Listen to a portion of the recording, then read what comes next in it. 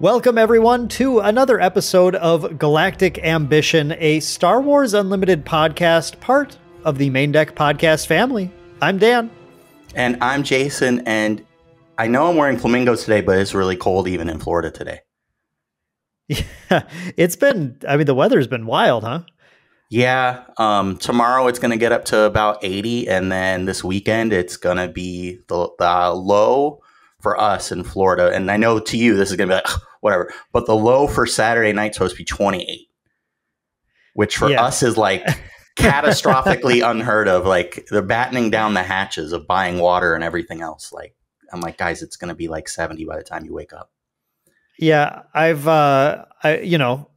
in the upper Midwest, and it's been cold. It's not like I like it, but the entire town infrastructure didn't shut down or anything. We're very prepared for this kind of thing in general. So, I'm sorry for you, though. I'll be okay. I'm excited. I like cold. Like, relatively speaking, right? I say I like cold, and then I have not been in real cold. Yeah. I like cold. You like when it's a little chilly and you maybe have to put like a sweatshirt on or something. That's what it is to us when it's 28 lasts for like 2 months, and we're getting near the end already. It's kind of wild. I'm very disappointed. I'm mad that my AC bill is going to go back up. That's the worst. But other than that, yeah. So yeah, I just decided to go with flamingos today to kind of keep myself, kind of tropical, even though it's getting really cold down here. Kind of, keep that summertime feeling going all year long for everybody. I figured everyone would appreciate that. Yeah. I just put on my signature cardigan kind of look. Oh, you just look comfortable. I feel like it's like a comfortable, but also I kind of feel like it's this one in particular. I feel like a college professor wearing this or something. It feels kind of academic to me. I don't know. Does that come across at all? I'm not going to say academic. I was going to say more like, and don't take this the wrong way. Elderly. And then homely. Like, you look not elderly. Come on now, elderly. Like homely. Like you're approachable. Like, it's like welcoming. Okay. There we go. That's a better word. All right. I like that. I was like scraping my brain there for a second, trying to figure that out. I'm like, oh, that's not going to sound great, but Speaking of approachable and welcoming, so in Star Wars news, since we last did this podcast, Jason, if you caught the news, they announced a new movie added to the docket of movies that we may or may not actually see, which was The Mandalorian and Grogu. So put it on the list of things we may actually get and see. Maybe. Yeah, maybe. That list is growing. Yeah. I know, Jason, you're trying to slowly kind of catch up on some of your like D+ Star Wars experience. Mm-hmm. Are you caught up on The Mandalorian? I am caught up on Mandalorian. I actually finished that on my day off last week. Awesome. I'm pumped about this. I'm really excited, but again, as with a lot of projects that get announced, especially in the movie sphere, it's like, well, I'll see it when I believe it. Yeah. You believe I'll believe it when I see it. Yeah. Whichever way, it's fine. I don't know. I wish I could see it when I believed it, because I'd be watching it right now then. True. Well, if you close your eyes. I have belief. Yep. Yeah. See? Yeah, that's exciting. The thing about Unlimited that's kind of cool is just that we are living in this time now when Star Wars is getting frequent shows and movies. Well, alleged movies are coming. And one thing I'm just excited for, Jason, is how the existence of these continued franchise expanding movies will not only expand what we get to see in the card game, but will continue to be opportunities for, as we said in episode 1, like marketing the game, but also just like continuing to get people interested in potentially playing Star Wars Unlimited. They might, eventually they're pumped about Star Wars, eventually see like, oh, here's a Grogu card. I wonder how to get that. And then they can join the game whenever we have a Grogu card. Yeah. And I think what's really most exciting about all that is in this kind of, I wouldn't say a renaissance, but it's definitely been over the past few years, this kind of like concerted push to get it to back into, I guess, more eyes, a new generation of people. And that's also in that same generation, it's a new generation of people playing trading card games and looking for other things to do in hobbies.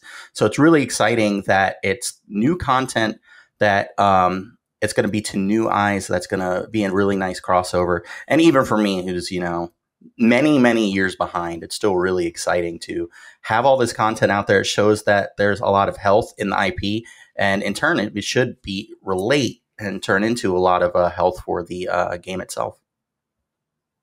And just like for me personally, so for our audience, Star Wars fans come in many different stripes, and take sides pretty dramatically in certain sorts of debates. I am a generalist. If it has the Star Wars label on it and then doesn't have the words holiday special afterwards, I love it. There's an exception to everything. But I'm a prequel fan. I'm a sequel fan. I'm a D+ fan. I enjoyed Obi-Wan. I enjoyed animated. I enjoyed Mando season 3 and Book of Boba Fett. And all of those are hot takes to someone out there. But so they could just announce basically anything that said Star Wars on it. It's a new Star Wars movie of blank. And I'd be like, yeah, let's go. Let's go. Yeah. See, so as I get into it, I know my taste for like other media. I'm definitely going to be somebody who I know what I like, and I'm very opinionated. Like in other fandoms, I won't get into them here. I have specific, there's things I like and there's things it's like, okay, I'll give you an analogy. My younger brother, I'm one of 12, so we had a big old family, 10 boys, 2 girls. And one of my younger brothers, when we'd get dinner, we didn't have all these portions, right? It'd be a big old plate of spaghetti and you'd have green beans. And if your green beans touched the spaghetti, he wouldn't eat. That's like my media consumption. I like what I like, and that's it. Like, don't give me this other stuff. I want what I want. So as I form more of an opinion in the space, I think I know in the direction I'm heading.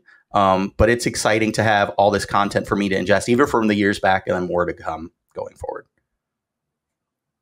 So just so the audience can know, whose side they're going to be on our great debates, where are your opinions heading on some of the controversial shows and movies?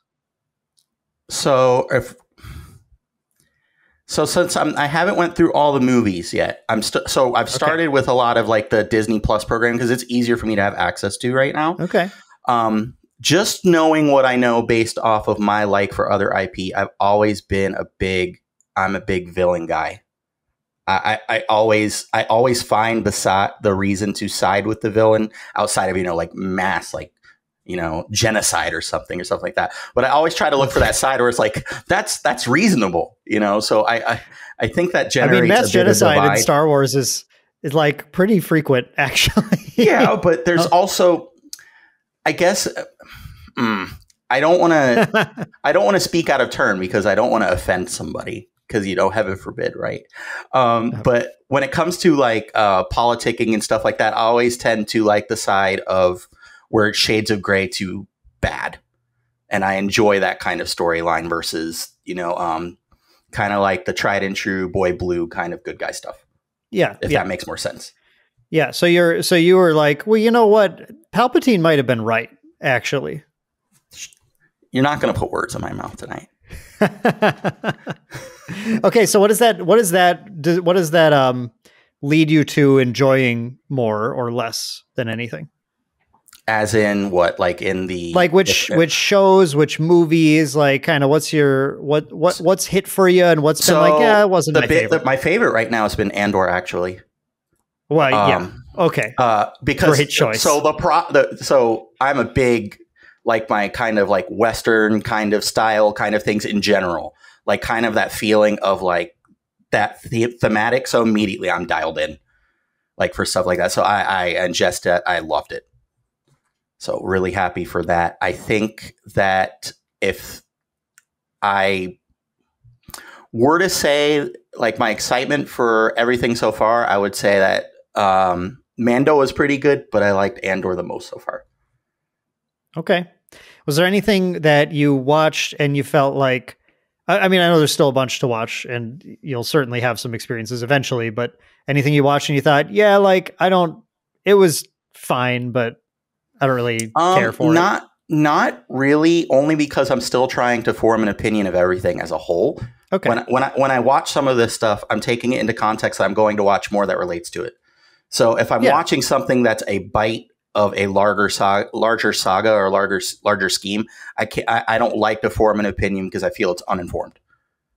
I think that's fair. There's a couple different ways people look at things. I mean, like you absolutely can, and it's valid to look at like, you know, one season of something or one episode of something even, and like judge it based on that completed project, like that it's alone. Like it's valid to have the opinion like this should stand on its own, and if it doesn't, it's missing things. And I think it's also valid to look at that at every movie, every season of the show as part of the wider story and think, well, you know, they didn't really go into detail about these things that I thought were kind of weird, but that's just opening the door for the future like show that will kind of explain what's going on there and everything.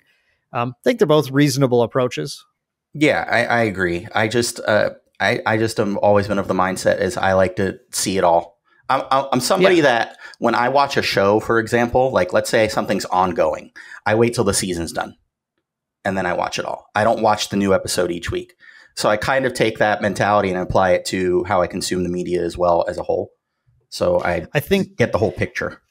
I think a really good example of that is how Mandalorian, and I guess this is spoilers if you haven't watched the most recent 2 seasons or something. I'm just very briefly touch on things, but like how Mandalorian is setting up with particular characters and concepts that Rise of the First Order, kind of like opening the door. I really liked in particular, I think it wasn't everyone's favorite episode, but the one where they went into Dr. Pershing and his experience, the cloning guy and his experience with the New Republic, and kind of just showing like how, you know, like it really sets up the sequel trilogy a little more in a way that I think a lot of people were, you know, understandably a little jarred. We're like, oh, hey, where'd these guys come from? What, like, why do they have a planet that destroys planets? And then all the stuff that followed. But like, I always saw that kind of like we're saying, like as an opportunity to be like, well, you know, I get it, but I also am excited just to see them kind of build that out. And I like seeing these kind of first, you know, these starting to really build out. Here's how the New Republic is. And like, it's not good. It's not bad, but it's not good. Yeah, and it's for somebody in my level of experience with the genre itself or the IP itself, it's been exciting to learn about these new things, but them slowly pulling the veil back. And for me, it's like I don't know anything from anything. I'm like, oh man, what the heck's going on? But it's cool to be. It's really exciting. Actually, it's super weird because I haven't experienced that in a while with a lot of media and a lot of shows. So it's kind of nice to have something to look forward to in this kind of homework assignment I've had for myself. Yeah. And that's how I feel about Star Wars in general right now. I'm living like, so one day, a week ago or something, I just like was sitting there like shower thoughts. I don't know if it was in the shower, but I was just musing about things. I was like, it was just kind of like, I took a moment and was like, I think I've been taking for granted, not like explicitly, but just like, I'm living in a time that child me wouldn't even believe. Like, there's so much Star Wars, more than ever before, and I'm just like, I guess I was just grateful. Like, I'm so excited to get more of this universe I love constantly. And I'm excited for you. I'm excited for you because I get to now vicariously enjoy your journey exploring it too. Well, I hope it's not wrong. And it's you better have the right opinions too. Yeah, I hope so. I hope so. We have certain opinions. No, the thing about it, everyone's going to have their different opinions on Star Wars, just like how everybody is going to approach a card game and have their own opinions about kind of what they vibe with, what they like, what they don't like so much. And in today's episode, Jason, we're talking about the aspect system in Star Wars Unlimited when we actually talk about the card game. Yeah, it's really exciting to talk about cards. I know that leading up to this, we haven't gotten really too into the card aspect, but I think what we wanted to discuss was kind of vital and also apparently super relevant to things that have been going on Yeah. In the game, slowly leading out to its launch. So really excited to talk about our aspects today, and really most excited to talk about what I'm looking forward to playing. I know that a lot of people have been playing online, and play testing as best I can. I personally have been avoiding that as much as possible because I need that experience of playing the cards for this game. I had so much fun playing it 432 times at Gen Con that I've got to have that same experience. But from what I've seen so far, I'm very excited for what I'm looking forward to. Yeah, and I think this will be a nice conversation for people who are really just discovering the game, which we have a lot of people who are just discovering the game right now. So if you've tuned into this, and I don't want you to be scared away, this is going to definitely be an approachable conversation where our intention is to really talk it kind of like, okay, what are these aspects like? What are they good at? And the two of us have some different perspectives on things because Jason, like you said, you've been avoiding really like digging into things. So you have like, you're going to have more of this just kind of like outsider perspective, not full outsider, obviously, but like less so than me. And I have been trying to play every single leader some amount, mostly against AI, which I will say right now is not the full play experience because AI is really bad and really easy to beat and doesn't do the nuanced things that you need to do. But it gives me a good feel for things when I don't have the time right now to print and play everything. So I have a lot of experience playing the cards in that AI setting. Theorizing about them in the paper setting, and I'm just waiting for the paper as well to like really sink my teeth into against some actual players. Before we jump into our aspect discussion, the really quick plug, of course, like usual, which is that if you really enjoy what you're watching and you want to support us, like, comment, sub, super helpful. Thank you so much. And if you want to see more Star Wars Unlimited content, you're going to want to be subbed here because we're as we lead into the launch, we're going to be ramping that up as well. And if you're listening on a podcast platform like Spotify or iTunes, go ahead, drop a 5-star review just so it helps us kind of get discovered and everything. It helps people. They find the podcast and they see the reviews and they go, oh, you know what? These guys might actually be kind of interesting to listen to. So if you think that and you want to share it with people, that'd be cool.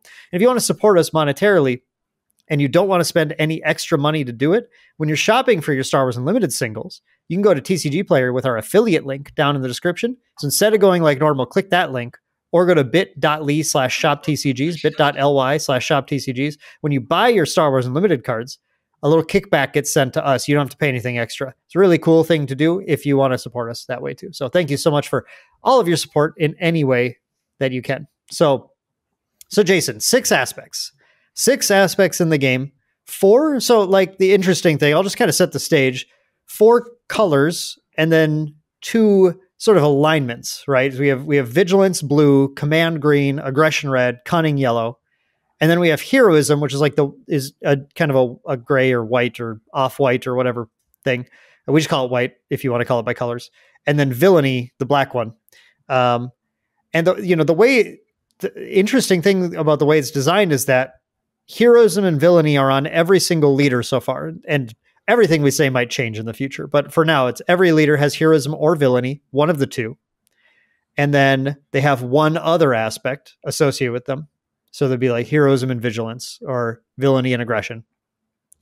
Never Heroism and Villainy.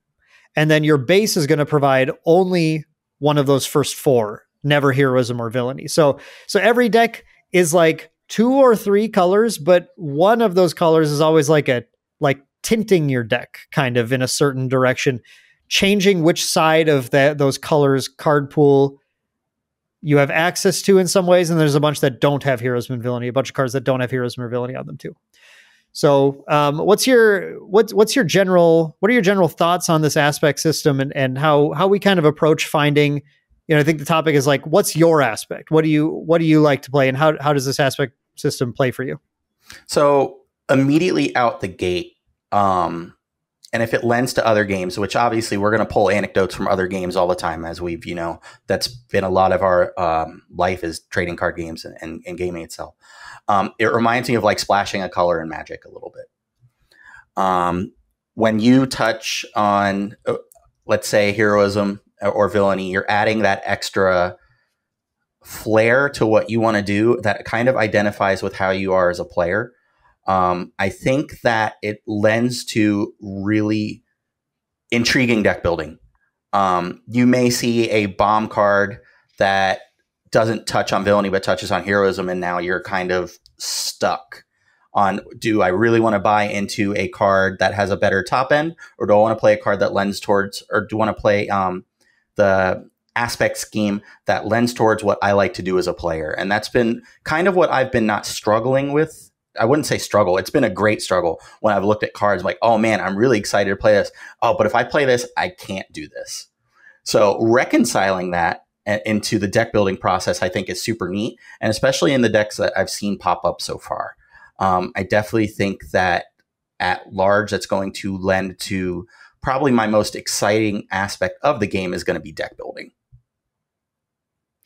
Yeah, the way that I've really experienced this sort of just the general like triple aspect thing with Heroism or Villainy included is that like when I sit down and I look at a leader that I haven't gotten to really play yet, I think that like that what I said earlier about it, like tinting the card pool is like the way I like to think about it, really.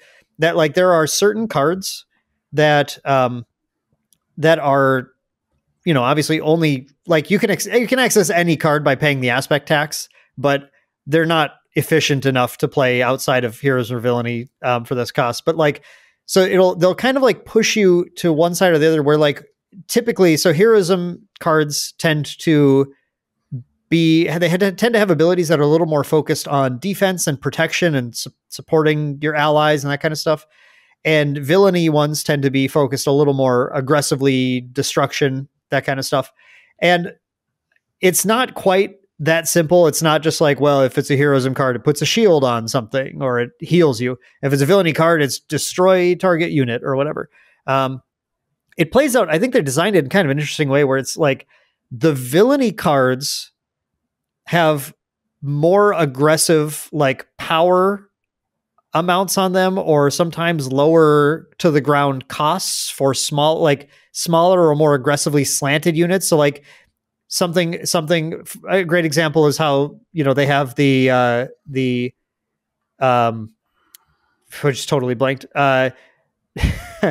Stormtrooper, the First Order Stormtrooper. So that's the Stormtrooper. I was trying to remember what kind of Stormtrooper was this. First Order Stormtrooper is the Stormtrooper that is the 1-drop aggression Villainy 3/1. And whereas 1-drops that are rebel slanted would tend to be things like 2/1s or 1/2s or something. They just don't have quite that like kind of like straight raw like aggressive power to cost ratio on them. And it's to the point where you have things like General Dodonna and General Veers are two cards that are Dodonna and Veers both do the same thing. Dodonna says your rebels get +1/+1. Veers says your Imperials get +1/+1.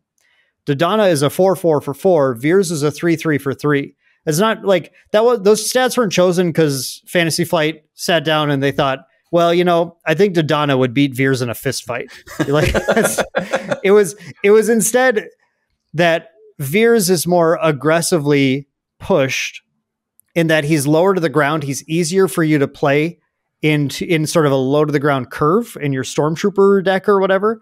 Whereas Dodonna's on sort of this inflection point where when you're looking at the higher cost decks, you're looking like, okay, well, these maybe need to be pushing a little more into the late game to be able to like consistently play this and gain value from it. So you'll find that like, you know, and again, just my experience seeing other people deck building stuff is like Dodonna doesn't tend to make the cut in the really aggressive rebel decks because he's kind of cost out. Where if he was a 3-drop, I think he would. And Veers makes the cut more in like Tarkin style, like aggressive Villainy decks because he actually fits into that curve a little better. Yeah. And the thing that you kind of touched on that I really want to make a good point on is with the aspect of how they're doing Heroism and Villainy. You like to think about it, if you want to even really think about it in just the white meat baby face in wrestling terms here, you got your faces and your heels. I'm going to teach you something here. Your faces are your I'm going to learn guys. something, I guess. They're always a bit more sturdy. They're always a bit more noble, and they're always a bit more fair. Whereas, and the heroism cards really lend to this almost not fairness, but it feels like they want you to feel like that it's balanced. You're paying a little more, but you also in the aspect have a little more back end and a little more heft. Whereas your heals, they cheat, they cut corners, they like to go around and do things the wrong way and cheat and get things out quicker, and in that end you have to sacrifice something, whether it's a little bit of power, whether it's a little bit of toughness, something like that, whether your stat line has to go down to be a little more aggressively slanted in one way, like you said, a 3-1 versus a 1-3. It's two sides of the same coin. So I really think go ahead. That's a super, I mean, there's a really good comparison that we can just do right away, which is there's a card in Heroism, a card in Villainy that both do somewhat similar things in the grand scheme of things, but you can clearly see the difference. One of them is our namesake card for the podcast, Galactic Ambition, which is a 7-cost card that is going to let you cheat into play something, a non-Heroism unit from your hand for free. So you can drop your Devastator, you can drop your gigantic Star Destroyer way earlier than you would have normally, but then you have to deal damage to your base equal to its cost, right? So there's that, like, you're paying that cost and you are receiving the benefit, and like, it just had, like, are the ends worth the means? Like a very villainous thing to, like, kind of think in general. And on the other hand, you have the Heroism card, You're My Only Hope. It's another card that can cheat stuff into play, but it does it very differently. This time it's a 3-cost card that says you can look at the top card of your deck. You can play it. It costs 5 less.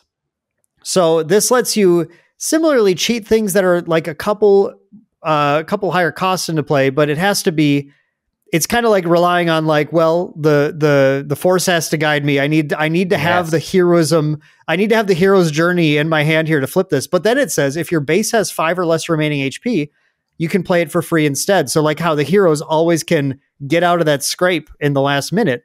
It's like, so you can decide, like, do I want to play? Am I a player who likes to go for that sort of, like, overwhelming power at any cost, or am I the player who likes to play fair? But, you know, when I'm in that scrape, I'm going to find a way to kind of get out of it with that support.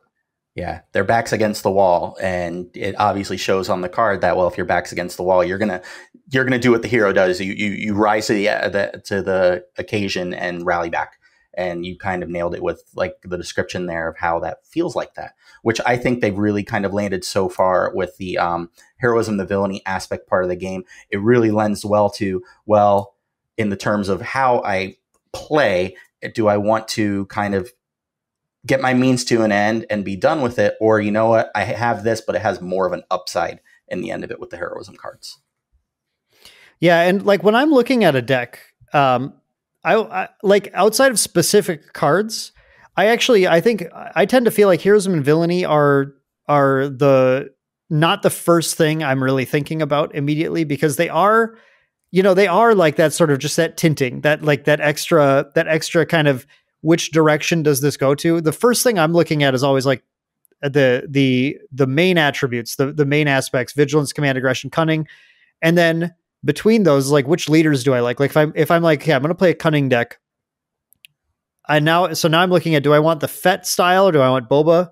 I meant to say Han. Boba Fett, right, or Han, or do I want Jin or Thrawn? There's like a kind of a rhyme. It's like poetry. It rhymes, to quote nice. George Lucas.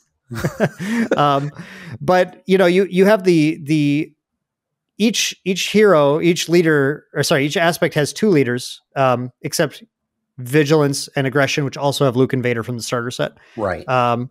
And you are kind of picking which leader ability I want, but also which side of the Cunning pool do I think I'll get to really utilize this with the best to achieve kind of the strategy I'm looking for. So yeah, I never really sit down and go, I'm building a heroism deck today, but I sit down and I go, I want to build a Boba Fett deck. And this is kind of how the fact that he's villainy shapes what Cunning cards, now whether they're villainy or not, which Cunning cards I end up putting in the deck is shaped by the rest of the stuff I have access to. Yeah, kind of thinking the same way. I definitely, when I have looked at what I want to play so far, it's definitely been impacted by the leader, because obviously that's the marquee card of your deck, right? This is who I am portraying in this battle we're having. So when I look at that, I look at, does it lend to my playstyle first, and then I look at the aspect of hero or villainy and go from there. But really, I just want to play what I enjoy, and if it hits that side of the table, then great. If not, well, then I have other problems. So I know, Jason, you're a fan of aggro, as we've talked about previously. So aggro is a wonderful name for a deck style in this game because we have an aspect called aggression. So you're probably right away, you're looking at the aggression aspect.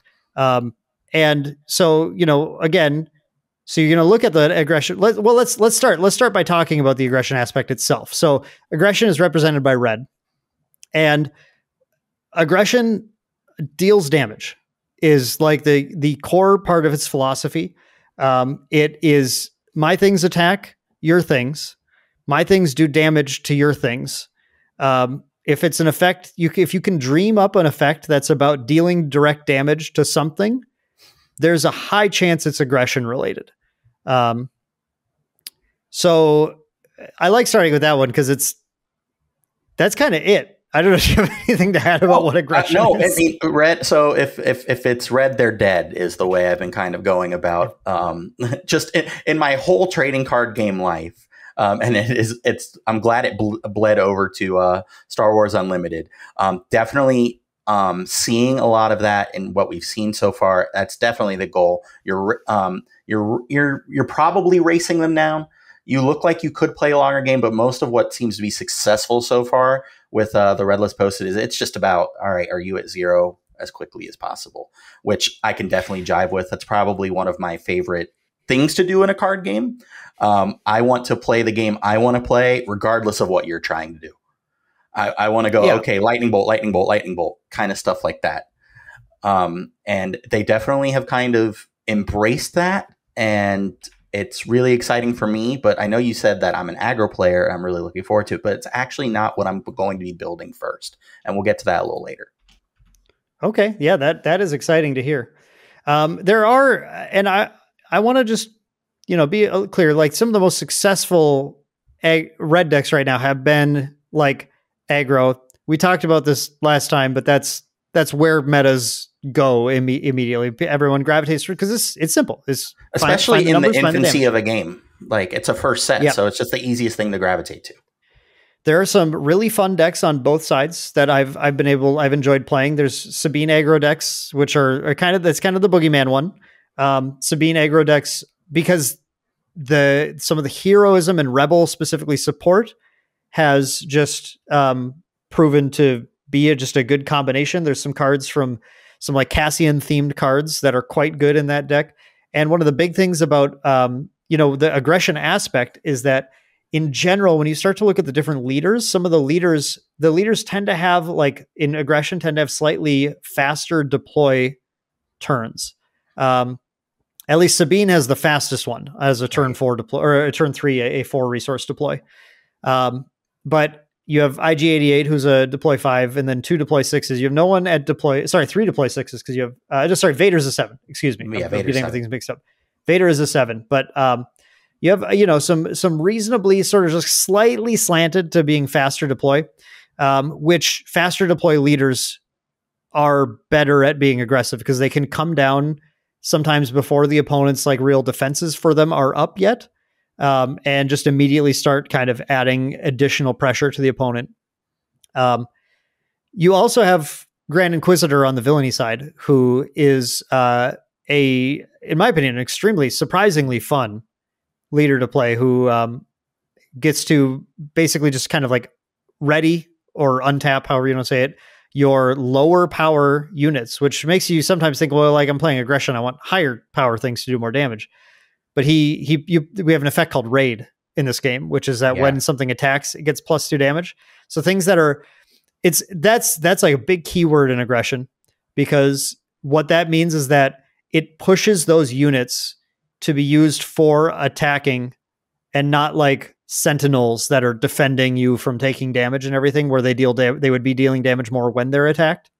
So It's funny how it's like sort of, it feels like right away you're like, well, why do I want to untap my small things? Well, because you have ways of giving your small things a lot of raid.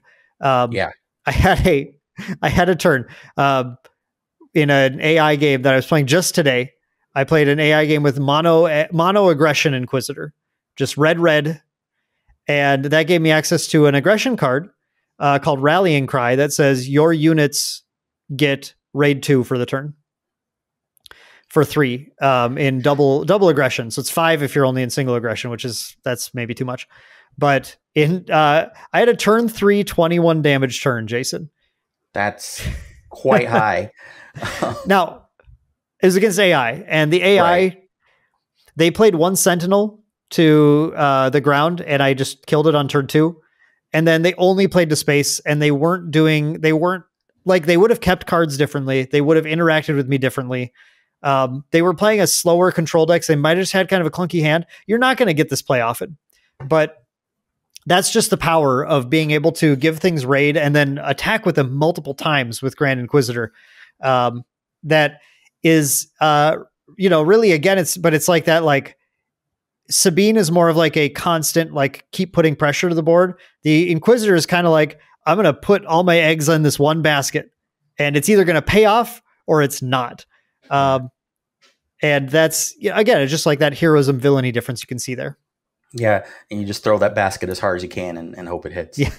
Yep. For me, I'm excited, and because it was a bit earlier for me to see when compared to the other cards, was Cassian Andor as a leader unit for a red card in my red brain to get a card when I deal damage. And this was before we started to see, a little more of how things were going to shake down.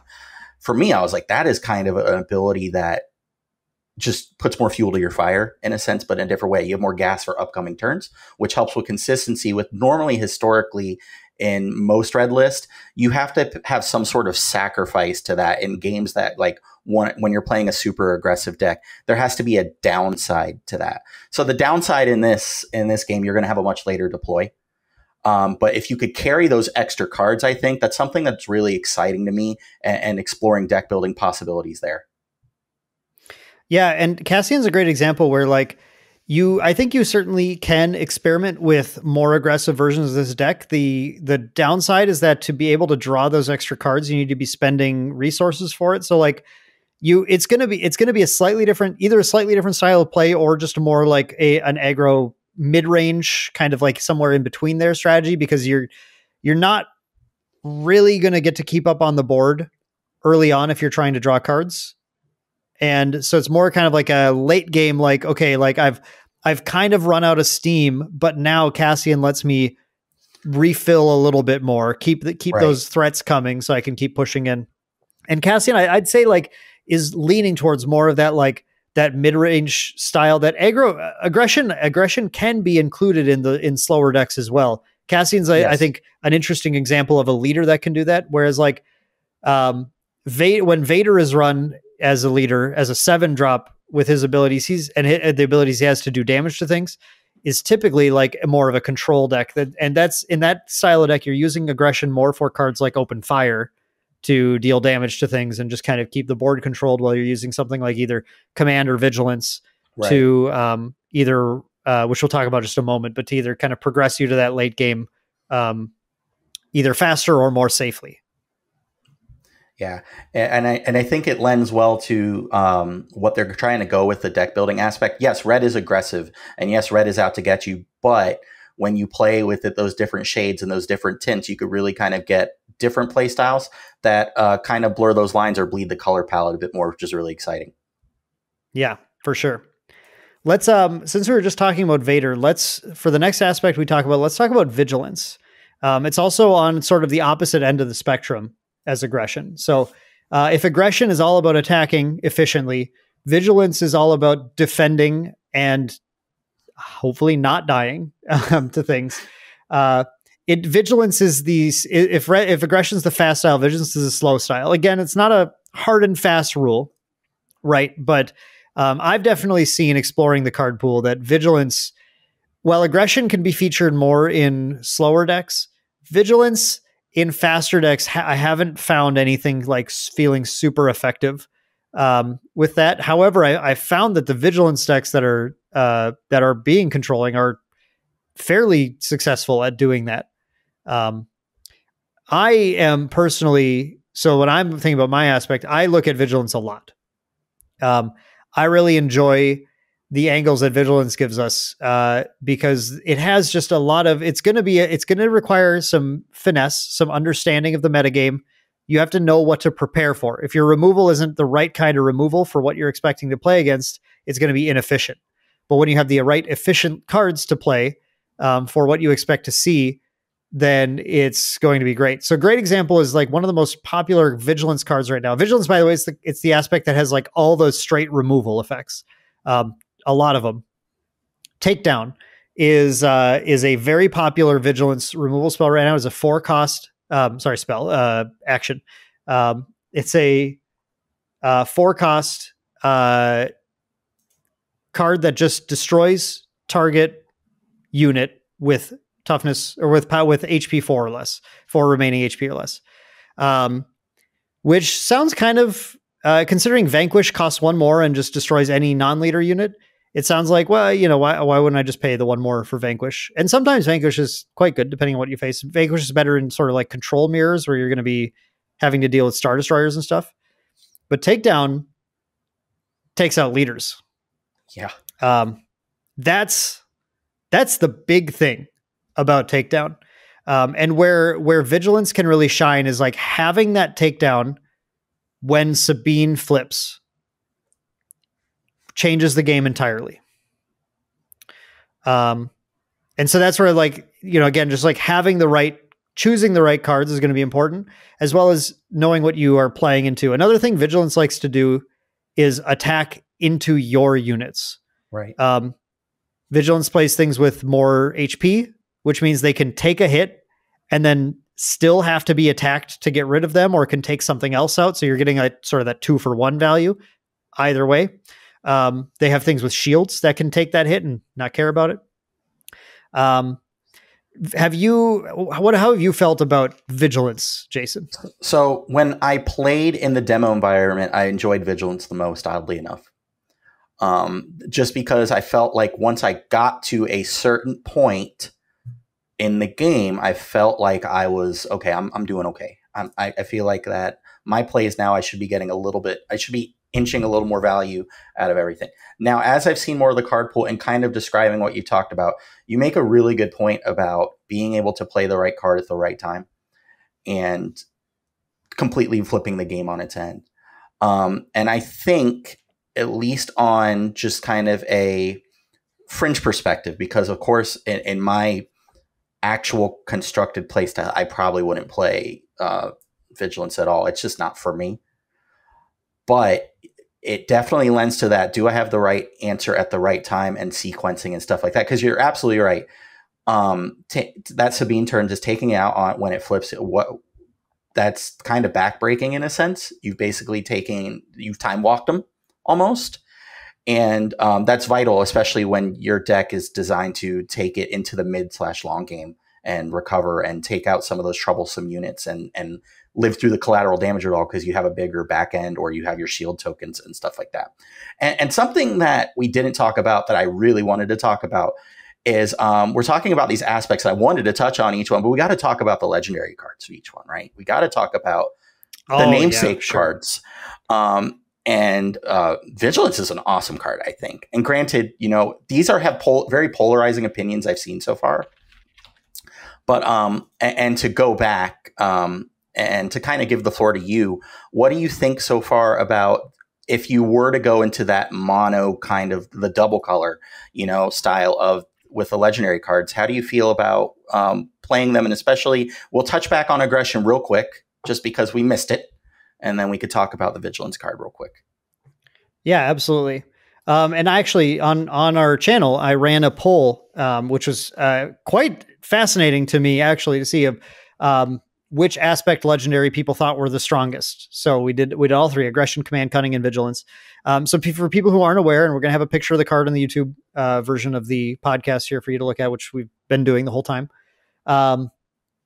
These aspect legendaries Jason are talking about are basically they're legendary cards that will offer you 4 different choices, depending on that you can choose 2 of them.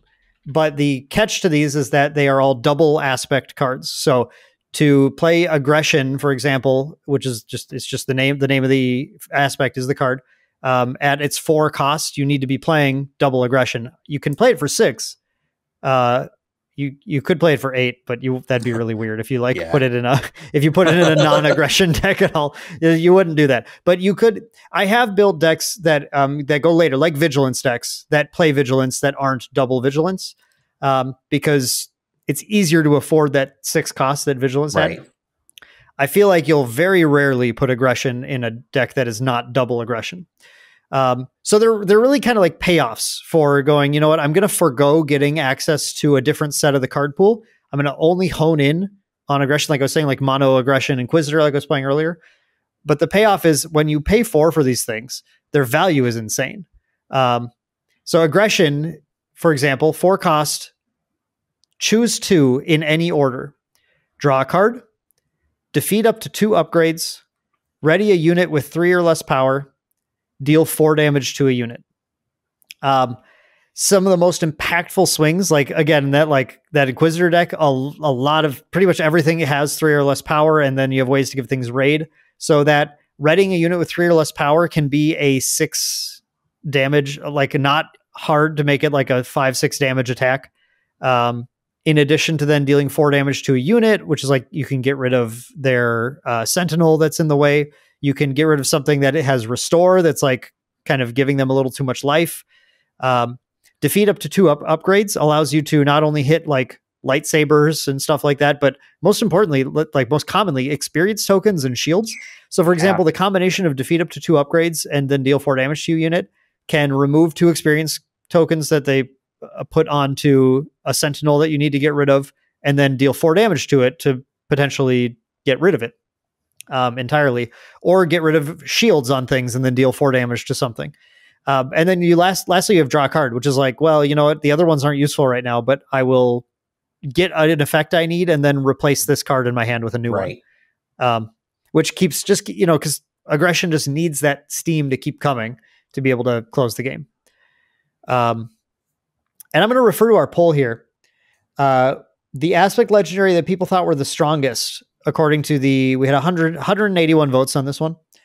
38% of people said aggression as the strongest one, which was the winner of the poll. That surprised me because some of these other ones we'll talk about in a little bit. I would actually hinge on those ones. And I think the skew on this one is that like early meta aggression slant. People are seeing more aggression being played. Mm-hmm. So they're not quite seeing the power level of things like Cunning and Command, I think. Sure. And it's also to the surface level. It could be somebody just seeing the cards for the first time or thinking, when I initially thought that poll, it's like, oh, if I was going to play any of these in just the straight slant of that, not splashing or something like that. I think that's how I viewed the poll when I clicked my button, which I'll talk about when we get to it. But everything that you're saying there about the card is super relevant for what they're trying to do. And in addition, and something that I wanted to touch on too, is that while you can get those crazy turns and generate a bunch of power by readying a unit, you're also just getting 2 things out of the way, essentially out of the way. Getting pesky upgrades off the boards, and one of the most unfun things I was dealing with were shield tokens throughout the game. Like, I don't like that. That doesn't make me feel nice. Get that out of here. So I love them. That really tickles my part of my brain. So when I saw that, I immediately latched onto it. So overall, really, really exciting card. Definitely want to be paying for this card. I don't really like it as it scales.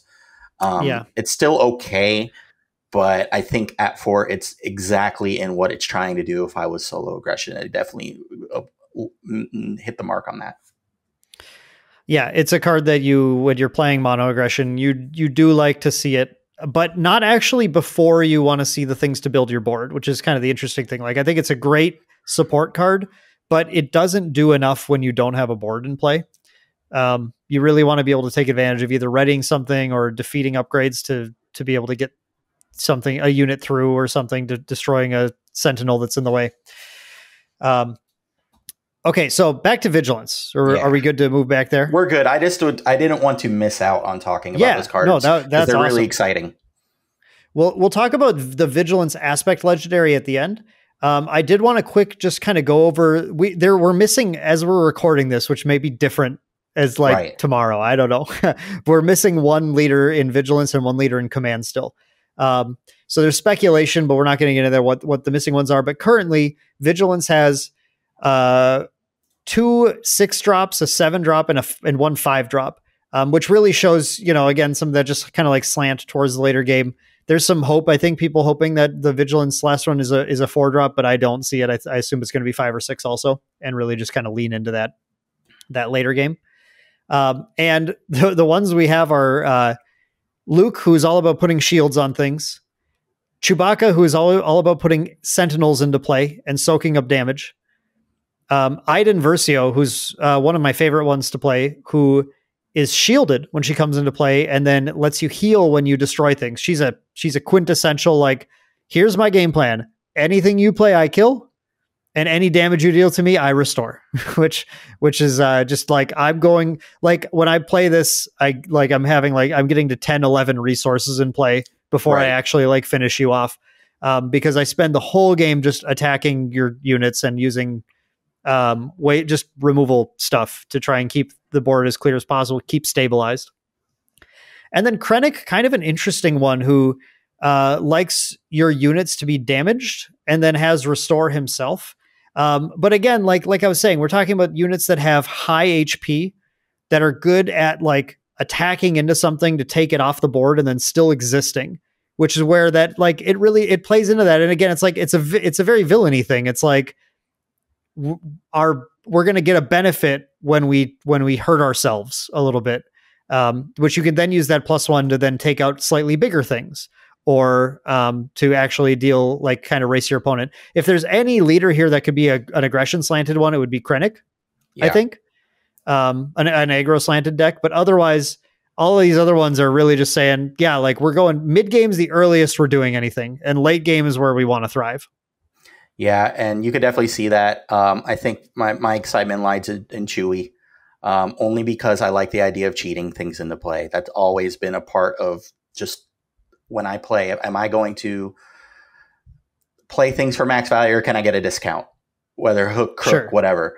And you also get, you're going to be a leader a lot later. You're going to flip into a unit a lot later. But you're supposed to use those turns leading up to generate extra value and extra units that, like you said, again, are going to take you into a longer game. You have a bigger back end.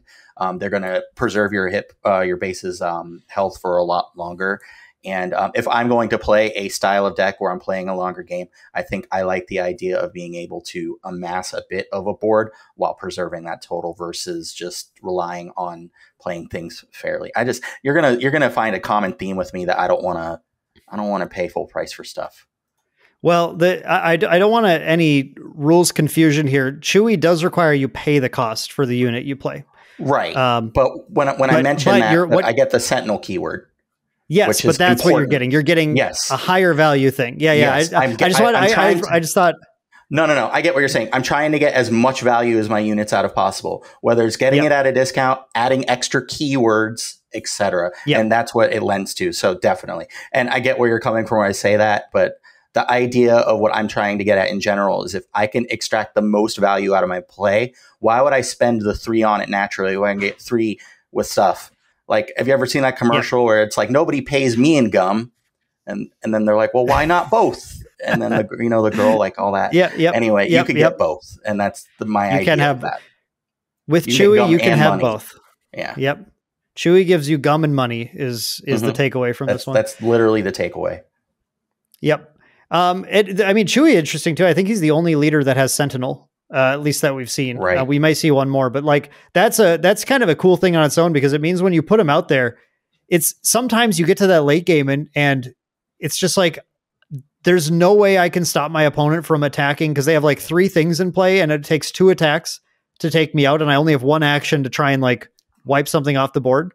But a 2/9 Sentinel that gets bigger each time he takes damage is like, actually, you're not going to beat me this turn because you're not going to get through this walking carpet. That's exciting too. Yeah, he's a really cool leader. So as far as the aspect legendary is concerned, so Vigilance is the one, like I mentioned, it's the one where I've been kind of the most okay with paying 6 for it. And that's strictly because you're going so late in the game where this becomes like kind of a viable card. And it has action economy in Star Wars Unlimited is pretty important. Being able to, like I was saying, like if they can attack you, they have 3 things. They can attack you twice before you can do 2 things. So the more stuff you can do in a single action, the more often you can avoid that scenario and kind of like pull out of situations where your opponent otherwise had the upper hand. And Vigilance does quite a nice push, even in the late game, at like kind of maintaining your status of being alive and not dead, having a pulse. So Vigilance is 4 cost. Again, Vigilance. Choose 2 in any order. Discard 6 cards from an opponent's deck. Heal 5 damage from a base. Defeat a unit with 3 or less remaining HP. Give a shield token to a unit. I'm going to say right away, the discard 6 cards for your opponent's deck is rarely relevant. I had one game I played one time where like, I might choose this because I'm not doing anything to them and I might just mill them out eventually. But it's not, I think I was playing like a Hera Spectre deck with Kanan and like had a bunch of incidental mill that had happened that game. But really what you're playing this card for are the second set of 3 abilities, which in different scenarios are differently impactful. Heal 5 damage from a base is a huge chunk actually of damage that your opponent has to now re-deal to you again. And that is on its own wouldn't be worth 6, but combining that with either defeating a unit that has already taken a little bit of damage or is smaller. That's the big thing, is like the 3 or less HP remaining. It feels kind of restrictive. I've found more often than not, there are plays for it that are quite relevant. Or it's at least easy enough to like think about as you're doing other plays. You're like, I'm going to just get an extra damage on this thing because it makes it a Vigilance target now. And then putting a shield on something is when you're putting that on a Sentinel is where it's like, Jason, because you hate shields. It's like, this is, I don't want to have to deal with this. Right. Yeah, it's a very nasty, almost 2-for-1 against you when you have to look across from that. You're just like, oh, so I have to get through that shield, then I have to get through that unit that shielded, and then, oh, well, what if they just do it again? It gets very frustrating to think about that, but you're kind of exactly right. And then what you got when you were kind of talking about defeat the unit with 3 or less HP too, with the understanding too that your units have larger toughness, you're gonna probably not kill on the crackback usually when you deal damage back. So that's also another way. If you're preserving your life total by blocking, you're getting that chip damage onto the units anyway, just through the longevity of the game. So if you get that extra point out there, that 3 or less definitely seems like it's going to be pretty easy to pull off in the grand scheme of things. I look at the discard top 6 cards from an opponent's deck as kind of what you said. Well, I guess we're going there. If the game's going that long, it's another win condition on the board, right? Like I could just, if you have no cards, and 6 is a reasonable number. Again, if I'm paying 4 for that, I would be like, okay, I'll do this. But really, the shield token to me immediately, plus either defeating the 3 unit or healing for 5, that's a lot to do for 1 action and maximizing that action economy. I'll say most often I'm putting a shield on something. And another thing, just to like make really clear about the defeating a unit with 3 or less, is that in Vigilance, you're often playing a lot of Sentinels. So it's not even like you have to attack into something and like take a loss on value. It's like you're putting the Sentinel out to buy yourself time, right? To stymie the opponent for a turn. And incidentally, that Sentinel puts 2-3 damage onto something. And I want to be really clear too. Defeat a unit with 3 or less 8 remaining HP does not say a non-leader unit. Right. It's very possible that they like, well, okay, Sabine's the one who's bigger. Any of these other things would attack into the Sentinel and die, but Sabine won't. So I'll attack your Sentinel with Sabine. Okay, cool. I'll Vigilance your Sabine, and put a shield on this sentinel, or heal 5 damage from my base now. And like Vigilance does a pretty good job of kind of like, in a lot of situations, as long as you're kind of engineering them correctly with your deck building and your play, of really moving that goalpost a reasonable distance from the opponent, where it's like, oh man, I don't even know if I don't know if they're gonna make it now, which is what you want. Yeah, it's definitely annoying. Yes, it's annoying. It's what I want to do. Yeah, that's great. So I've played Vigilance like I said, I played it in non-double Vigilance decks, because when you go late, when you go late, it's valuable. Like imagine you going late with Chewie. Chewie comes out with Sentinel. Chewie takes damage because they crack into him, because they're like, well, I got to get, like, he has Sentinel. Like, what else am I going to do? I'm not just going to stop attacking you because Chewie's in play. So they do some damage onto him, like 3 or 4 damage. Now his grit's like huge. So he actually does 5 or 6 damage.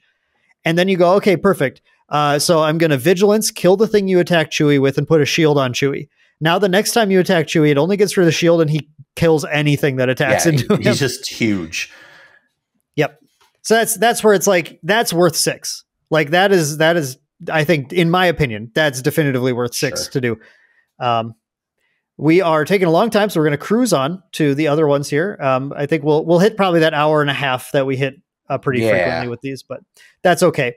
We're going to talk about, 19% of people said Vigilance was the strongest one, which was the third out of the 4. Okay. Which I understand. Again, like, people just aren't really playing the control decks as much. They're not, and with how good the aggression decks are right now, control just takes more time to kind of be good. So people aren't playing it as much. Yeah, but it's definitely one of those cards where it's like, as metas get solved and things like that, there's probably more rallying behind a card like that. Yep, agreed. So let's talk about Command next, because I feel like it. Very good. So Command is the aspect of accelerating resources and building armies, right? It's kind of like I have resources, whether that be like literal resources in play or dudes to work with on the board. It's all about just kind of growth in any of those ways. So the caveat to our discussion of this one is that there is a leader we're missing, which is like 99.9% Emperor Palpatine. Yeah. And that, I think, has the potential to, just like, in my head, I imagine Palpatine's like an 8 or 9 deploy, like, but when he comes down, it's like, yeah, okay, it's like, it's Palpatine. Like, what are you going to do? And is maybe built around growing your resources or something, because that's, he built the Empire, right? So, but we'll see. That's like idle speculation. But the point is that we're missing Vigilance. We were missing a leader, but we still had 4 to work with. Command, we only have 3 to talk about here. And they're quite varied in what they do, actually. So Grand Moff Tarkin appeals to the player who wants to build an Imperial army and put experience tokens on all your things so that they get bigger. He manages the troops and makes them big. Leia is his opposite in great, very thematic sense, who is also a 5 deploy, just like Tarkin, but is all about attacking with your rebels faster than the opponent can do their plays, striking when the iron's hot. As an alliance general. And as a different alliance general, Hera Syndulla is the very unique leader in that she's sort of type bound into Spectre cards. Her main ability is to ignore the aspect penalty on your Spectre cards. But when she's deployed, she also can give experience tokens to your unique units, which Spectre people who haven't watched Rebels, that's the Rebel Cell in Spectre's the Rebel Cell in Rebels. Ezra, Kanan, Chopper, can't forget him, Sabine, and Zeb and Hera form the cell. So when you build this deck, you play a bunch of off aspect things. Typically, you're playing Hera with Kanan, Ezra, Sabine, and then you also have a bunch of unique units that you can then put some experience tokens on as she kind of like guides the team. How have you what's your experience been like with Command, Jason? Oh, so that's definitely where I'm going to be. That's where you will see me. I like the idea of experience tokens. Something we didn't talk about is in a lot of the villainy aspect cards that touch on command is that they're digging deeper into your deck for more cards.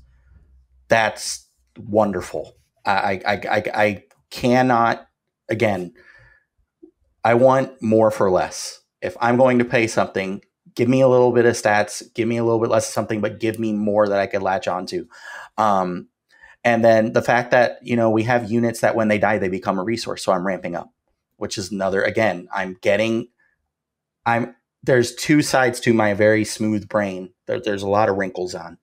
And it's, do I want to hit you in the face or do I want to have it all? Like my dragon, like my Scrooge McDuck Tower of Gold kind of thing. So I want as many resources as possible. I want to ramp through my deck. I want to tutor through my top 5 cards in my deck and grab 2 cards. Stuff like that. Stuff like that wildly appeals to me. And that's definitely where I've drawn my kind of preliminary play style and where I think I'll be headed in kind of the deck building process. Sure. Yeah, it's like you said, the consistency, being able to search through your deck and find units. It's specifically commands search effects are not like search for anything. They're like search the top X cards of your deck, right? For guys, for dudes, for units, for the heroes, the heroic or villainous men and women of Star Wars will be found in your deck, and then you'll slap them into play to create that army. Right. And like, it's kind of an interesting identity, actually. I think like as an aspect in the game, the color that is both about like keeping things, putting small things in play that accrue you value. A lot of the commands units have things that are like on enter, draw a card, on enter, find another rebel, on enter, deal some damage equal to your number of units in play to something. They all kind of like, they like to be small guys that do something to advance your game state, or they're cards that are going to grow you into big things that are going to have that sort of immediate impact. Yeah. And not for nothing too, experience tokens. That's so much fun. Putting experience tokens on things on a unit that you're like, oh, well, this thing isn't nearly as strong as I need to keep on board. What if I slap 2 or 3 experience on it? And now all of a sudden I have a unit that probably was not meant to get this big with an ability that I want to keep in play, and I'm going to get more value out of, deal more damage, have more longevity out of your units. Yeah, and like where shield tokens were Vigilance's thing, experience tokens are firmly in like Command's camp. Command's the one who just wants to, if it's not growing the number of units, it wants to grow the size of the units. Correct. Ideally, both. Command has been for me, a really fun. Well, actually, I will say prior to when I really started toying around with Hera, which is kind of a weird cheaty deck because it gets to run a bunch of other aspects too. Command has been a really great supplementary aspect to add to different decks. Vigilance decks that have Command as the base, Vigilance leaders that have Command as the base, are able to like I can play these late game control decks and have access to constant advantage to kind of keep my hand size stable, so I keep finding answers to things. They let me put threats on the board so that I can, not necessarily threats, but just bodies on the board that I can attack into things to take out things that are threatening me. And sometimes lets me ramp to that later stage of the game a little bit faster, so I can get down that kind of key stabilization card in time. I have played double Command Hera. That's been a popular one that you'll see in some of the channels that are doing gameplay content too, which I realized after I built it. I was like, oh man, people are sleeping on this. And then I I put it on YouTube. I'm like, wait, no, everybody's doing this deck. Never mind. It's not actually a secret at all, but it's an extremely fun deck that gets to play the Command legendary and get a lot of value from it. And really just utilize like the ability to, it has a bunch of unique units that work well with Hera's ability to put experience counters on unique units, and all just work really well together. to just generate value. Like it's just such a value generator. Like in that deck, when I get to the late game, it's like, yeah, I have like 10 cards in hand right now, and you have no board, which is just fun. That is. And I think something ahead. Too that I've noticed so far and kind of what I've seen is that it's a very kind of color that definitely feels like that kind of improve my color I'm kind of pushing into, especially with the ramp aspects and stuff like that. I don't know where in the direction I'm going to go into, but I feel like I would be more incentivized to play control style when I can cheat things out a bit quicker by getting that extra resource or regassing my hand back up a little bit easier. Yeah, absolutely.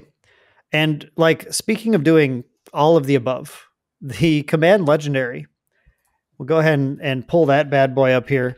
That is a 4-cost, like the other ones. They're all 4-cost. 2 command aspect that says choose 2 in any order. Give 2 experience tokens to a unit. A friendly unit deals damage equal to its power to a non-unique enemy unit. Put this event into play as a resource. It does come into play rested. Or exhausted. That's a core rule in the game. Resources come into play exhausted. And or return a unit from your discard pile to your hand. So this card, again, just like the other ones, has a bunch of really sweet modes. All 4 of the modes here I like quite a bit on this card. The ability to give 2 experience tokens to something and then immediately deal its damage to a non-unique unit. Now, the non-unique thing comes up a lot, actually. That's really, really relevant because leaders are unique. Mm-hmm. And a lot of things you want to get rid of, especially big, scary things, are like Luke Skywalker. It's like, that's a unique unit, turns out. So it's really good for dealing with some threats, Sentinels and stuff. I always pinpoint Sentinels because they're the most annoying thing to be on the board. But a lot of threatening things, it can hit, but surprising amount of things it can't hit, which is not always the greatest, but I mean, it kind of would be nuts if it could hit those 2. Put it into play as a resource, which is great when you're playing it early in the game and you're just like kind of playing it to like get some value, maybe like snipe an early game, like a non-unique things being more common in the early game. Use it to kind of like just get rid of an early game drop from an opponent and then ramp yourself faster to getting your leader out or something. And then return a unit from your discard pile to your hand is like sometimes backbreaking too. You get back your big game ending units or your big Sentinels that your opponent had to work to get through. Great card. Yeah, I agree. I think for me, the idea of using it as almost an earlier game approach, kind of like, okay, cool. It's going to put me ahead of resource and I could get something out of the way that's possibly bugging me. Or I could just, put 2 experience on something I already out that already maybe got its value and just get a little bit extra mileage out of it by giving that extra longevity or chip damage to a base or a unit that's in my way that way. I think that's how I view command as a card. But however, returning a unit from your discard pile to your hand in general, in any game, usually rebuying a card out of your discard pile is huge. And to have that with something else you get to do is pretty sweet. And again, when you're paying for it in out of the double and you're getting that 4-cost, I think it's my favorite most bang for your buck. But I also think that's because it's just what I identify as a player the most.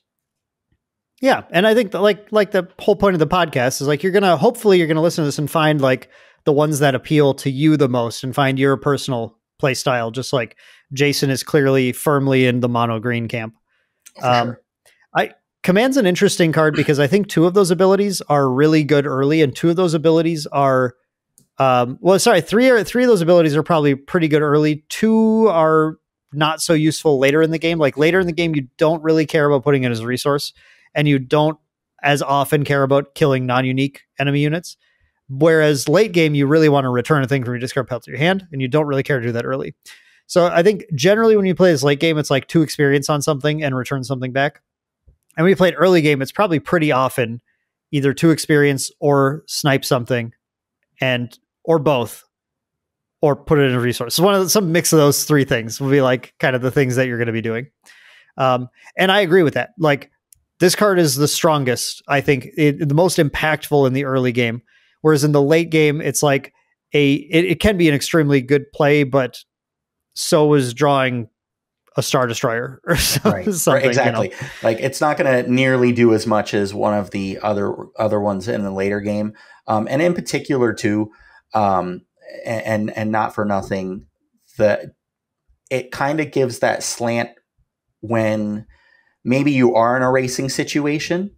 And your back's kind of against the wall, to kind of maybe squeeze something out there long enough to give it the 2 experience to get something off the board that's bugging you and kind of restabilize. And that's why I've identified that card as that's something I want to see typically on that turn I can play it like as soon as possible. Yeah. Versus some of the other ones, like especially Vigilance, it's like, okay, if I draw this later, I still have applications. Yeah, and that's why I think for this card, I don't usually think about splashing it into non-mono green. Because paying 6 for it is really just asking for those ladder abilities to be the core uses of it. And those aren't impactful enough really at 6. When 6, you really could be playing some pretty strong cards instead. So our final aspect to talk about is Cunning. And Cunning's the weirdest aspect. Oh, I'm sorry. Nope. I forgot about our poll. We got to do our poll here too. Poll. Our poll. What did our viewers think? Command was listed as, this is one of the things that surprised me, it was listed as the weakest one. 15% of viewers thought it was the strongest of the 4. It doesn't actually, I should clarify, that does not mean that they listed as the weakest of the 4. It means that the fewest people ranked it as the strongest, which is a different thing. Because a lot of those people could be saying, well, Command's good, but it's not as good as Aggression. Right. So yeah, I want to correct my statistics there before anyone corrects me on that. But it still has the fewest number of proponents who think it's the strongest one. And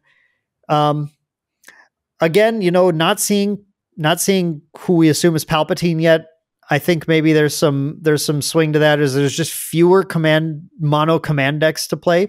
I have tried building some Leia, like more aggressive decks where Command is a really good card. But the drops aren't quite all there for mono command aggro to feel quite as impactful as like Sabine, mono aggro Sabine or anything, or red yellow Sabine, which is a common one. So again, give it a little time. We'll get to release and we'll see what kind of Leia shenanigans are out there. Tarkin shenanigans. This is really good in Tarkin too. And I think it'll find more than just the home that it has in Mono Command Hera, which has like half your deck built for you. So it's like, it doesn't care about the card pool as much. Yeah. It's a lot easier to deck build when it's already kind of made for you in that regard.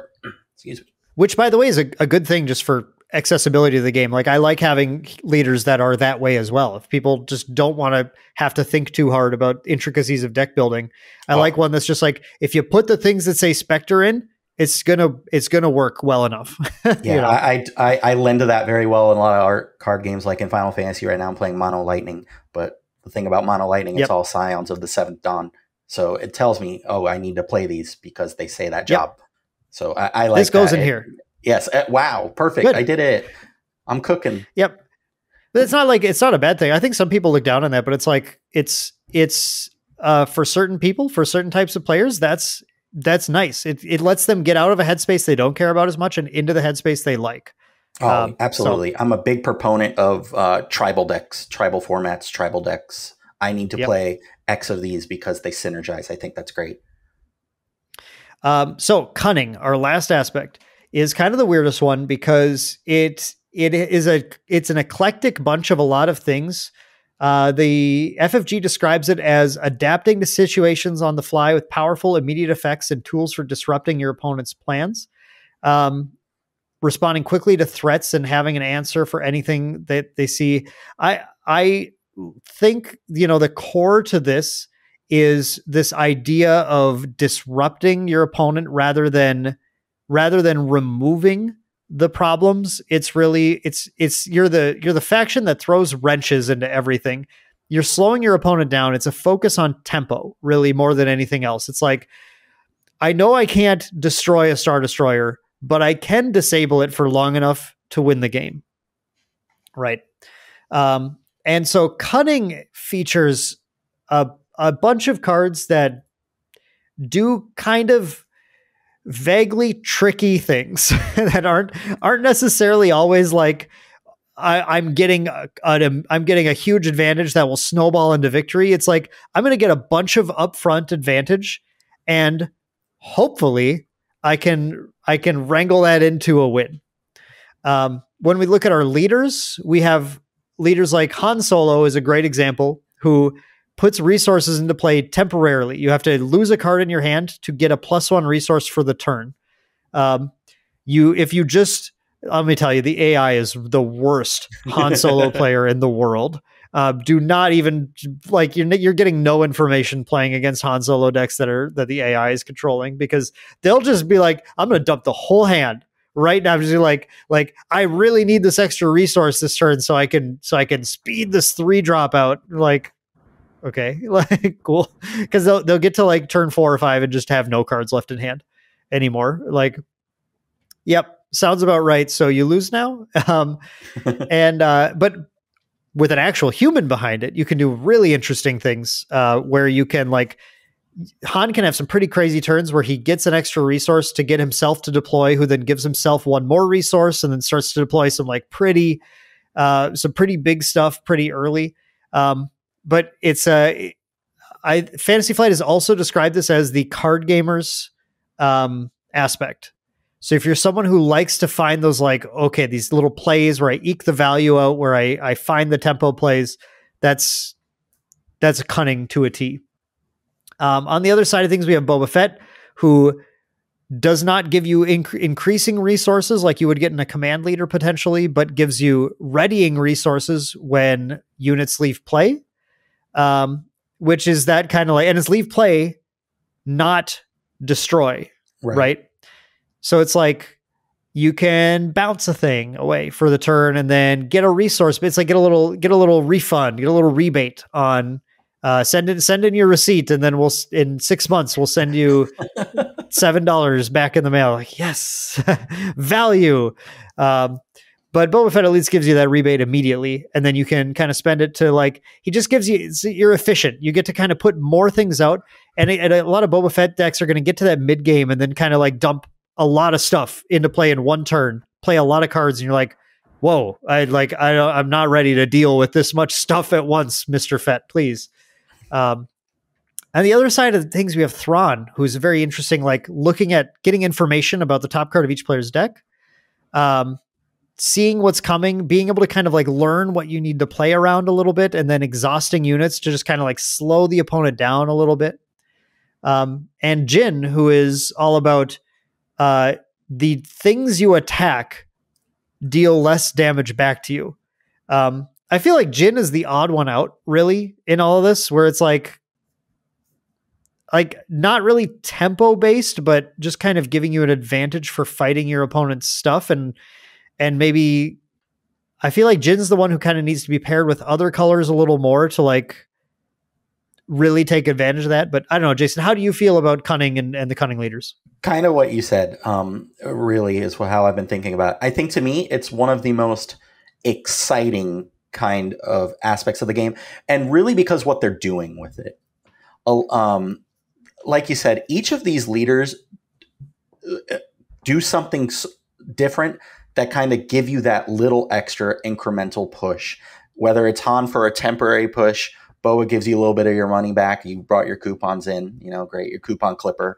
And then Thrawn for me is exciting because I like to, fate seal, look at the top card. If I'm going to play more of a style where I want to be more of in control, I think one of my favorite forms of control is knowing what's coming. So looking at the top of the deck and then getting that extra little bit of value for knowing what's coming at the top of the deck really excites me.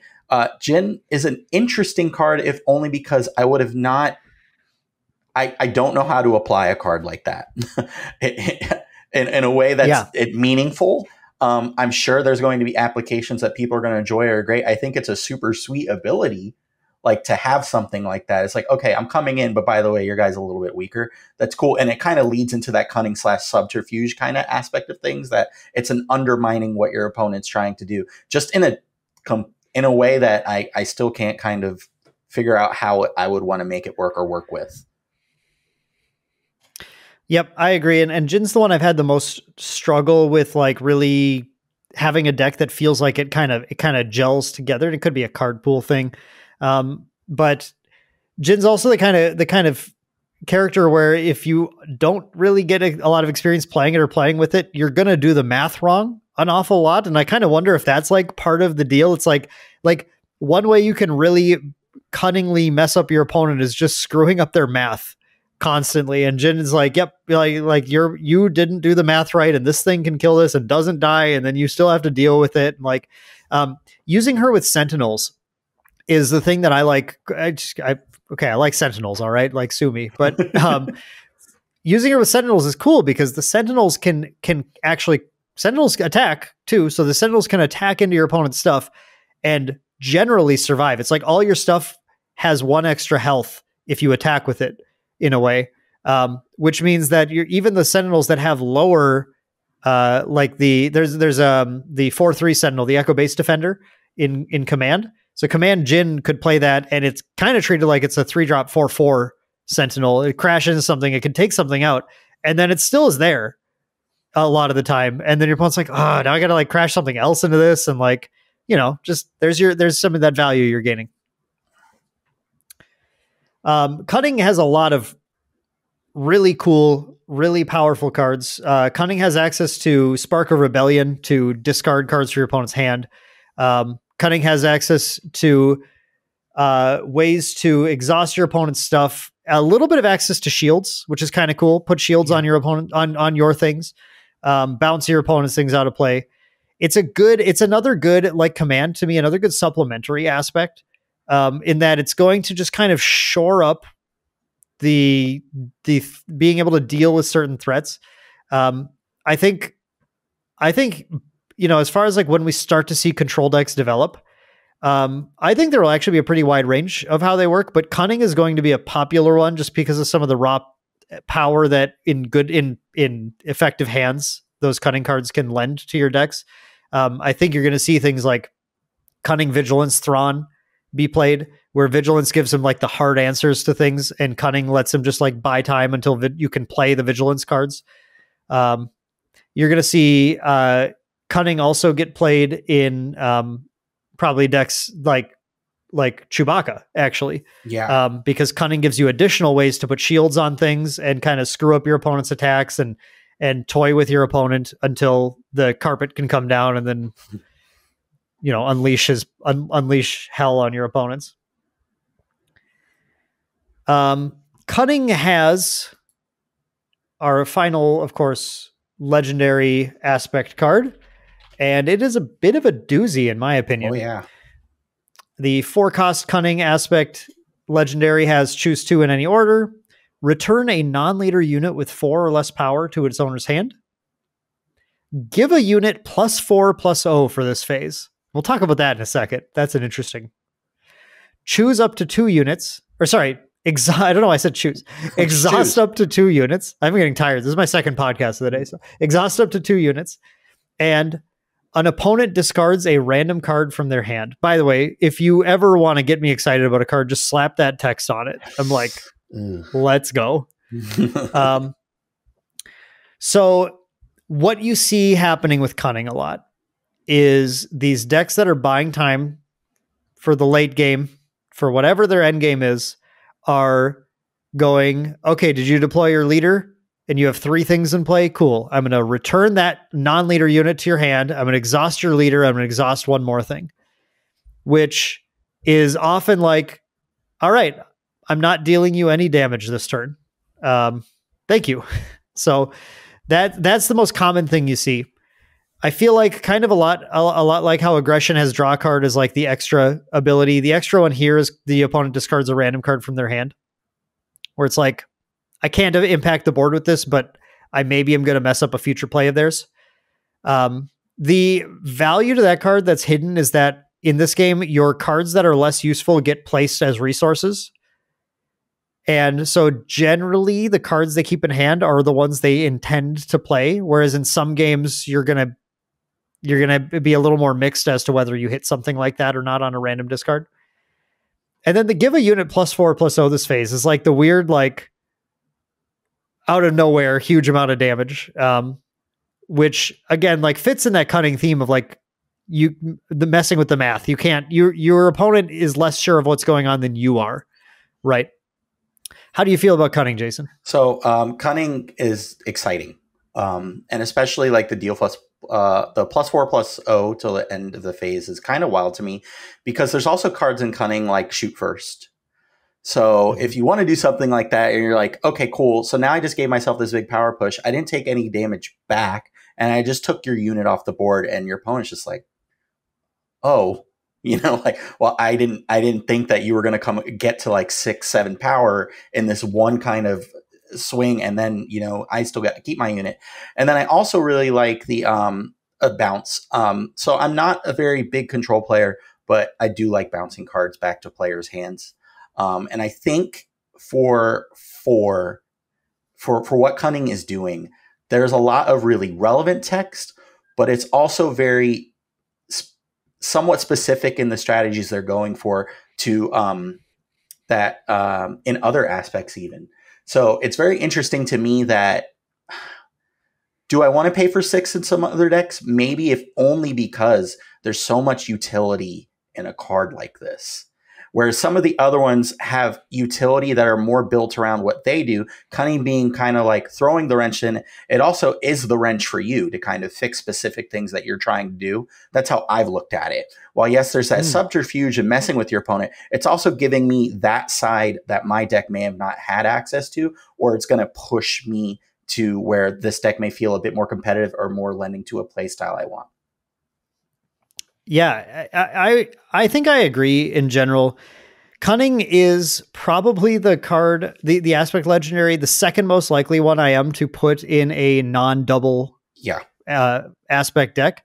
But I would say it's a pretty fair distance from my likelihood to put Vigilance in just dual aspect Vigilance decks, where the answers it provides are flexible, but not hard enough, where Vigilance kind of provides that like sort of hard late game value more often that you're looking for. Yeah. But cunning in the double cunning decks, there are some like pretty disgusting synergies. The one I like to point to, and the most popular cunning deck people play is Boba Fett right now. And Boba Fett works so beautifully with this card when you doing the like exhaust and return effects. The return effect will allow you to get that resource readied from Fett. The exhaust will exhaust units, which then means when you're playing the legendary unit Boba Fett, who deals free bonus damage to anything that's been exhausted this turn, but didn't actually anything that's exhausted but didn't come into play that turn. Legendary unit Fett deals extra damage to it. So cunning lets you like set up a free resource with the leader Fett and then exhaust your opponent's unit so that the unit Fett can like take them out too. It's just this like synergy package that I think is just really hard to ignore and really makes you think like, wow, like double cunning Fett certainly seems like a playable deck. And I think most of all, out of the 4 aspects we talk about, I think it's kind of exciting to look at what some of the applications can really do for your leader, where some of the cards kind of contribute to the overall agenda of what you're trying to do. I feel like cunning as one of the aspects generally can lend to what your leader is trying to do. And I think that's really cool. Yeah, for sure. Let's finish out by just talking about where the community thought these aspects should be ranked. And we have cunning I think actually you can just do process of elimination if you've been listening. So cunning is the second place, with 28% of the community thinking it is the strongest one. And the way I read this, by the way, is that Boba Fett's just a popular deck that people are playing in print and play right now. So that leads to it. But what I see here is that aggro decks are the most popular, and so aggression is the leader. And the one of the decks that has some capability to beat the aggro decks right now is Cunning decks that are just drawing Cunnings and stopping you from dealing damage to me for several turns. So I kind of see these two aspects being two of the most straightforward. Like I said, some really strong synergies in Cunning, just making it sure, we'll play Sabine, we'll play Fett, and clearly these cards are shining in those decks. Whereas Command and Vigilance, Command is missing some of the card pool, I think, to really feel like it's super strong outside of kind of Hera builds, and Vigilance is missing that sort of meta development where people will start to be like, well, and I also think Mono Vigilance doesn't feel very strong right now either. But the development of the control decks in the meta will start to make people go, oh, I kind of underrated this card. This card's destroying me right now. Yeah, and again, it's a burgeoning meta to begin with, so it's really exciting what everyone's thinking about now, what we're thinking about now, and then how we're going to look back at this maybe 3-4 months down the line, when some other different decks. Yeah, we'll revisit this when set 2 has come out and everything. Everything is different now. Oh my gosh, yeah. We'll see. But I hope that this was at least an interesting conversation, especially for people who are, again, just getting into the game and starting to explore, have taken a look at seen a bunch of maybe cards for the first time in this podcast, and are maybe just starting to think, what aspects do you like? What style of gameplay are you interested in exploring in your gameplay? And just kind of getting a feel for how do you approach this system, Heroism versus Villainy, two aspects versus mono aspect. We talked about I think we talked about a lot of mono aspect, but there's a lot of really strong options, ignoring these aspect legendaries and just playing with the access to which two of those 4 different kind of core aspects do you think will be the best play style for you in particular? And you make a really good point. We really kind of talked about mono, but if we talked about all the splashing and combinations, this could have went 3.5 hours. So really, it was kind of just to get everybody kind of comfortable what we're thinking about the aspects, what aligns with what we do, and hopefully to kind of shed some light on some of these cards and what we're excited to do with them. And hopefully you guys will share what you're excited to do with these cards, either in the comments or on social media or in our Discord, because I'm really excited to learn what everybody's doing, consume all the content, and just really excited to just finally start playing. I'm close to getting online and messing with it, but I don't know, man. I'm just waiting to have the card in hand kind of thing. Yeah. Yep. There's no replacing cards in hand, man. It's the tactile feel. We love it. And I don't think there's any replacing episode 3, Galactic Ambition, part of the Maindeck podcast family. I think we had another rousing, successful episode, Dan. I'm really excited for getting this out there. I hope everyone enjoys listening to it. We're going to be back in 2 weeks. Really excited to talk about whatever we're going to talk about next. Just as a quick aside, I really enjoy reading the comments. I really like answering each comment myself and just getting out there and talking to you guys. So if on whatever platform, leave us a comment, drop us a line, let us know what you think. Thank you so much for listening to us this week. And for everybody at Maindeck, for me, for Dan, I want to wish you all a very happy rest of your week, and we'll see you soon. Take care. Bye.